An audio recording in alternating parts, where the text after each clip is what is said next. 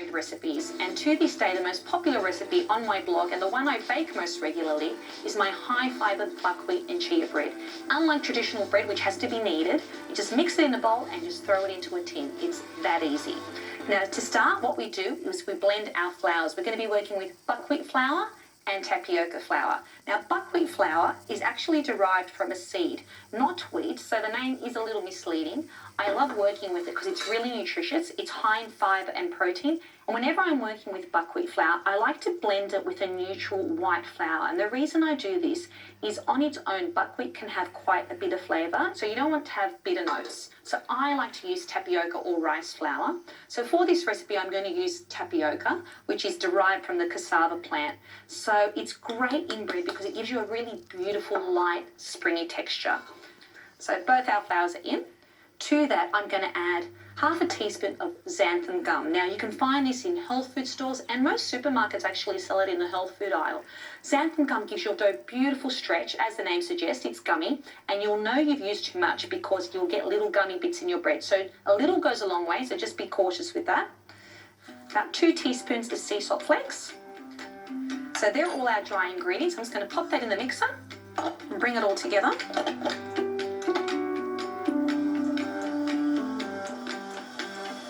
Okay, our dry ingredients are combined. All we need to do now is add our wet ingredients. So I've got a yeast mixture here. This is simply 300 mils of lukewarm water, and to that I've added a 7-gram sachet of yeast and a teaspoon of sugar to help activate it, and that's been sitting there for about 15 minutes. And you want it nice and foamy. You know the yeast is going to be nice and light and fluffy for your bread.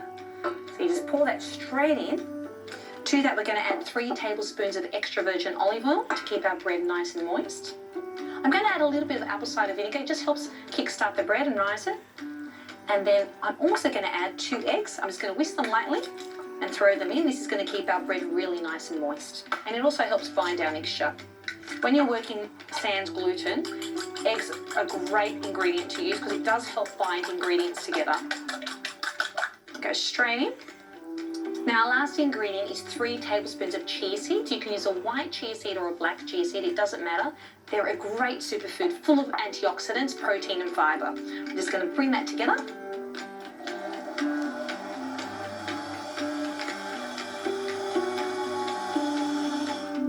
Okay, our batter's ready. The next step is to just line this tin with some olive oil, and I'm just going to pour it in there, give it a good brush. And then I'm going to sprinkle the base with some chia seeds. This is going to form a beautiful, crispy, seeded crust. Now, at this stage, you can get quite creative. You don't have to use just chia. You can use linseeds or pepitas. And then just to get it around the sides, what I do is I just give it a little shake. We want a really beautifully seeded crust. We want it all the way around the sides. Now we're going to add our batter into the tin. And look at that batter. This is not a traditional bread dough. It's just like a cake batter. So that goes straight into the tin. And what we're going to do is we're going to let this sit for about an hour. And we want it to almost double in size. So we've got a beautiful, light, fluffy bread. Just scrape all those last little bits in. I'm just going to smooth that out. And we're going to sprinkle some extra chia seeds on top. So be really generous here, because what happens is when this bread rises, it inflates and the chia seeds get stuck into the little grooves. So I'm sprinkling quite a bit on, as you can see. And after an hour, that's going to rise. I want the bread to almost double in size, and then we're going to pop it in a 200-degree oven for 45 minutes. Our gluten-free bread has risen beautifully. I'm just going to drizzle some extra virgin olive oil on top because I want a beautiful golden crust when we pull it out of the oven.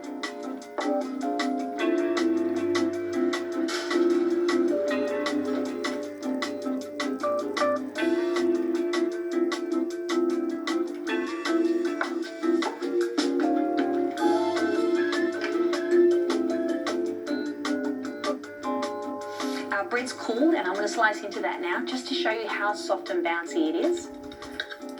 Look at that beautiful crust. I just want to show you the inside.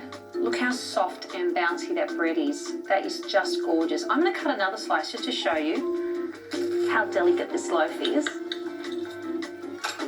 I'm going to rip into this bread and get dunking in some olive oil. That's the only way in my household.